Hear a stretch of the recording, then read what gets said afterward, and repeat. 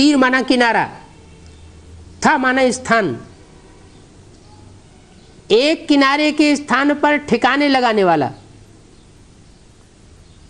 नहीं तो भवसागर में सब डुबकी मार रहे हैं, गोते खा रहे हैं, किसी को ठिकाना मिल नहीं रहा है।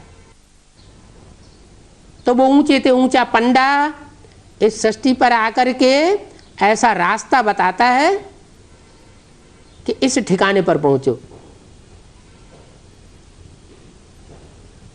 तो भारतीय परंपरा में जितने भी तीर्थ हैं,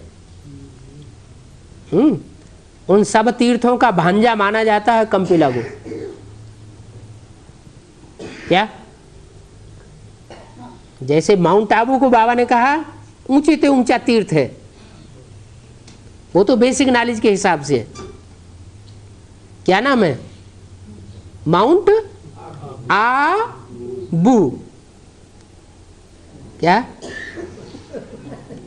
जहां दुनिया की बदबू वाली आत्माएं इतनी आकर के इकट्ठी हो जाएं कि पहाड़ बन जाए।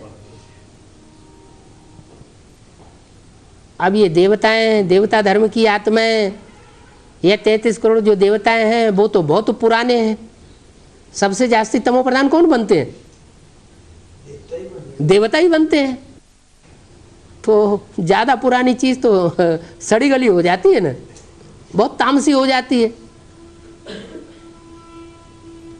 तो सबका पहाड़ जहां इकट्ठा हो जाता है जाकर के, उसको का नाम दे दिया है माउंट आबू। वो तो बेसिक नॉलेज की हद की बात हुई। लेकिन बाप दादा अपना कार्य संपन्न करने के लिए ब्रह्मा का शरीर छूटने के बाद जो स्थान परिवर्तन करते हैं ईश्वरीय सेवा के लिए, जैसे अव्यक्तवाणी में बोला है, जैसे तुम बच्चे सेवा स्थान चेंज करते हो, ट्रांसफर होते हो, वैसे बाप दादा ने भी सेवा स्थान चेंज किया है। चेंज किया है का मतलब माउंट आबू छोड़ दिया। कहाँ चेंज किया वो नहीं बताया, इशारे दिए हैं। मगध देश में भगवान आते हैं, ऐसा कहीं शास्त्रों में लिखा हुआ है, ये इशारा दिया मुरली में। फिर बोला गंदे गांव में आते हैं, छोटे से गंदे गांव में आते हैं।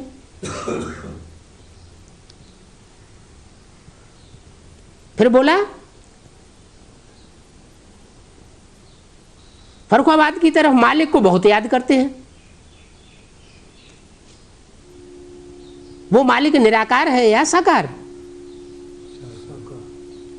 निराकार तो विश्व का मालिक बन न सके। तो जो साकार विश्व का मालिक है, सारे विश्व का मालिक है, तो उसके राज्य अधिकारी भी विश्व का मालिकाना लेते हैं ना। वो सारा ही संगठन विश्व के ऊपर मालिकाना प्राप्त करता है। और उनका मुखिया ही जब फरुखाबाद में दिखाया हुआ है, जहां की रेलवे लाइन में सारे ही शहरों के कस्बों के नाम गंध से भरे हुए हैं। कायमगंज, डुड़वारेगंज, दरियाओगंज, अहमदगंज। अहमदगंज तो गावड़ा है, वो ट्रेन का रास्ता नहीं है। हाँ, खुदाएगंज, गुरसहायगंज, हाँ, गुरु जी की सहायता करने वाली गंध। ऐसे ऐसे नाम रखे हुए।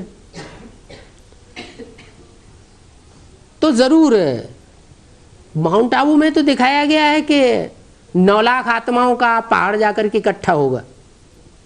जो 84 जन्म लेने वाले वही तो सबसे ज्यादा पतित बनते हैं ना। वो तो माउंट आबू हो गया। लेकिन बेहद के अर्थों में भी उन 9 लाख आत्माओं में से जो 16,108 आत्माएं राजसी कुल में जन्म लेने वाली हैं, सबसे ज्यादा पतित कौन बनी? प्रजा बनी या जन्म जन्मांतर के राजाएं बने? राजाएं ज्यादा पतित बने। तो जो 16,108 का कुल है, उसमें से भी जो आधी आत्माएं हैं वो जाकर के काम्पिल्य नगर में शरण लेती है। पांडव शरण कहाँ लेते हैं?